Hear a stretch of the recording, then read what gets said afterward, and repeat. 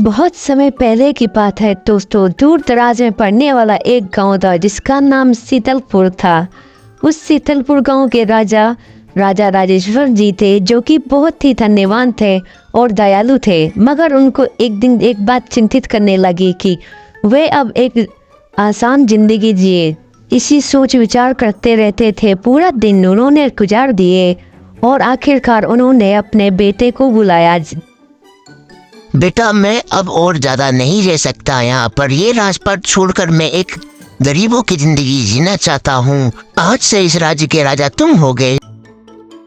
इतना बोलकर वे राजा अपनी मंजिल के लिए चलने लगता है और बाहर की ओर चला जाता है।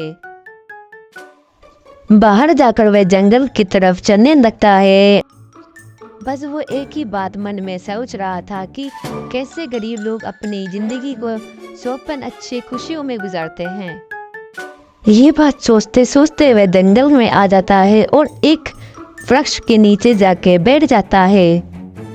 देखते ही देखते दिन, हफ्ते और महीनों के हिसाब से बदलने लगे और सालों तक वो वहाँ पर बैठा रहा घोर तपस्या के साथ। मगर एक दिन भूख से वो बहुत ही ज़्यादा व्याकुल हो गया और उसके पास खाने को खाना भी नहीं बचा था। इसलिए उसने सोचा क्यों ना गांव की तरफ जाकर किसी से लेकर खा लेता हूँ। वह गांव के अंदर जब आता है तो वो देखता है कि एक किसान काम कर रहा होता है। वो इस किसान के पास जाता है और बोलता है कि मुझे बहुत जोरों की भूख लगी है, क्या तुम मुझे खाने को खाना दे सकते हो क्या? जी बाबा, मैं दे तो देता, मगर मैं अपना काम छोड़कर नहीं जा सकता। तो आप कृपा करके आप ही जाकर बनाकर, यहीं पास में मेरा घर है, आप खाना बनाकर जाके खा सकते हैं। मुझे कोई आपत्ति नहीं होगी आपसे।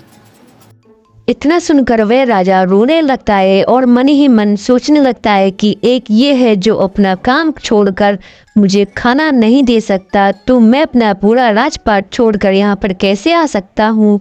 ही वो किसान बोलता है, बाबा आप रो क्यों रहे हो? रो मत, मैं आपको बनाकर खिला देता हूँ, लेकिन आप रोने की वजह तो बताइए। तब राजा अपने नाम बताता है और वह अपनी सच्चाई बताता है कि मैं कौन हूँ।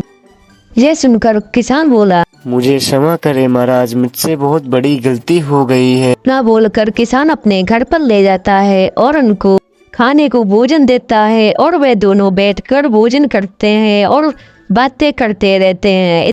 भोजन समाप्त करने के बाद राजा उसको शुक्र अदा करके अपने महल को रवाना हो जाता है और फिर से अपने राजी खुशी वो अपने महल दोबारा आ जाता है। महल के अंदर आकर वह अपने बेटों को सारी बात बताता है कि उसके साथ क्या क्या चीज हुई। पुत्र, मुझे माफ करना, मैं ये राजपाट छोड़कर चला गया था क्योंकि मुझे आसान जिंदगी जीनी थी, इसलिए मुझे माफ करना, मुझसे बहुत बड़ी गलती हो गई है। और राजी खुशी वो दोनों अपने राज्य में रहने लगे। अगर आपको हमारी वीडियो अच्छी लगी हो तो चैनल को सब्सक्राइब और लाइक कर दें।